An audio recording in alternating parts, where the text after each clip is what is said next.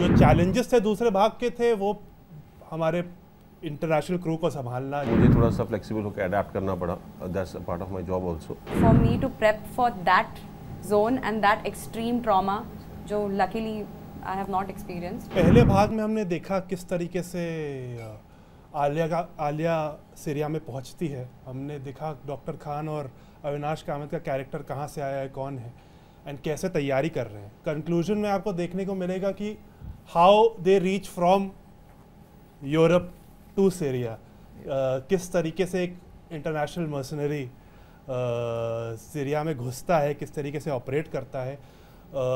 जो चैलेंजेस थे दूसरे भाग के थे वो हमारे इंटरनेशनल क्रू को संभालना, जिस लोकेशन में जहां हमने काम किया है वहां तक अलग अलग एक्शन पीसेस को तैयारी करना और एक थ्रिलिंग एंटरटेनिंग कंक्लूजन देना राइटिंग में भी और एग्जीक्यूशन में भी। That was the biggest challenge. साथ ही कश्मीरा, अनुपम सर एंड मोहित सर, मैं आप तीनों लोग से जानना चाहूँगा किस तरीके से आप लोग की तैयारियां थी फॉर द कैरेक्टर, और जो आपका कैरेक्टर था उसमें कुछ चेंजेस आए या फिर सिचुएशन को जो टैकल करने का तरीका है उसमें कुछ बदलाव? हमने इसकी सारी शूटिंग एक साथ ही की थी, इसलिए इसका मतलब ये था कि इन लोगों की प्रिपरेशन, डायरेक्शन डिपार्टमेंट की, प्रोडक्शन डिपार्टमेंट की प्रिपरेशन इतनी लेवल की थी कि सब इमोशन सब साथ में ही नज़र आ रहे थे। और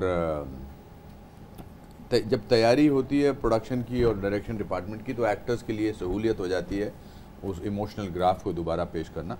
पर मुझसे ज़्यादा तो इन्होंने किया because he went through a total graph of his emotion. तो इनसे मैं इनको ये माइक पकड़ाता हूँ।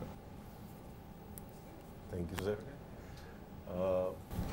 जैसा कि सर ने कहा कि एज एन एक्टर हम लोगों ने ये इसकी शूटिंग जो है स्टार्ट टू फिनिश की थी। So at that point of time we were not aware and we didn't have a clue about that it's going to come out in 2 parts and it's going to be part 1 and a conclusion. So we shot it in one go. So हमारी कुछ ऐसी preparation different नहीं थी दोनों चीज़ों के लिए because हमने इसे एक बार में शूट किया था। सो जैसा कि मैंने पहले भी कह चुका हूँ ये कहानी एक बुक पे बेस्ड है, टिकट टू सीरिया, जो शिरीष स्वराज जी ने लिखी थी। उसको नीरज सर ने अडाप्ट किया, उससे इंस्पिरेशन ली और भव ने बनाई। एंड एज एन एक्टर आप डायरेक्टर का विजन फॉलो करते हैं। जिस तरीके का अप्रोच था वो बहुत अलग था। So initially as an actor क्या होता है कि आपकी सोच थोड़ी सी लिमिटेड होती है। सो आई रिमेंबर कि जब मैंने स्क्रिप्ट पढ़ी थी और जब मेरा फर्स्ट डे शूट का था तो मेरा अप्रोच बहुत अलग था अविनाश कामत को लेके।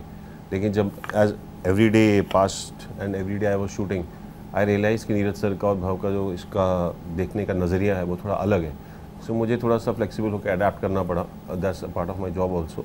तो मुझे उसको अडेप्ट करके then I had to bring in the elements that they wanted for Avinash Kamath and the kind of response जैसा हमको मिला है। I think people have really I would say resonated, they have connected with Avinash Kamath because एक character तभी successful होता है जब audience उसे कनेक्ट कर सके, उससे फील कर सके। जो भी उसकी बैक स्टोरी है, जो भी उसकी कहानी है, जिस तरीके का उसका बिहेवियर है, unless and until it is not convincing for an audience they won't stay with the character. So जिस तरीके का रिस्पॉन्स है तो उससे मुझे लग रहा है कि ऑडियंस ने उसे एक्सेप्ट कर लिया है। So and the response on 15 December won't be any different. So fingers crossed. Kashmira, what do you? So the challenge for me was जैसे कि आपने देखा आलिया का कैरेक्टर एक बहुत ही, जब शुरू होता है बहुत ही स्वीट सिंपल लड़की सा होता है एंड देन सडनली वो एक डेंजरस वॉर जोन एरिया में ट्रैप हो जाती है which is quite unimaginable for her. So for me to prep for that zone and that extreme trauma जो luckily I have not experienced, so to make that believable and for the audience to connect with that जहाँ पे and after watching the first 4 episodes audience बहुत लोगों ने मुझे phone करके वो bathroom scenes के बारे में भी बोला है कि it was that point where they connected to the 3 minutes of her talking, otherwise she'll be in trouble. So that was, I was very happy that the audience connected with that. Baki, the show was so well scripted and the production, the direction teams was so on point, so that was, there was very little for us to bring to the table. Everything was already very, very well planned. जो पहला part था was more about surviving the battle and जो the conclusion है it's I guess more about rescuing Alia. So क्या नई चीज़ें होने वाली हैं जो कि दर्शकों को देखने के मिलेंगी इस पूरे कॉन्सेप्ट में? इस भाग में आप देखेंगे कैसे अविनाश कामत द फ्रीलांसर अपनी टीम और डॉक्टर खान की मदद से अपनी टीम को सेटअप करते हैं. He recruits mercenaries from all over the world, जिनके साथ वो कुछ लोगों को आपने पहले एपिसोड में भी देखा था, और कुछ नए लोग आते हैं. एंड कैसे वो सीरिया जैसे इलाके में एक सिविलियन कैसे घुसता है. आलिया को तो अबडक्ट करके लेके गए थे. The freelancer and his crack team, how do they get inside Syria just चालाकी से, जिन लोगों की मदद लेके वो अंदर घुसते हैं. That is something new. Regarding Kashmira's character, there are a few surprises. I won't like to mention it, but there's something very interesting from episode 5 itself that you will see.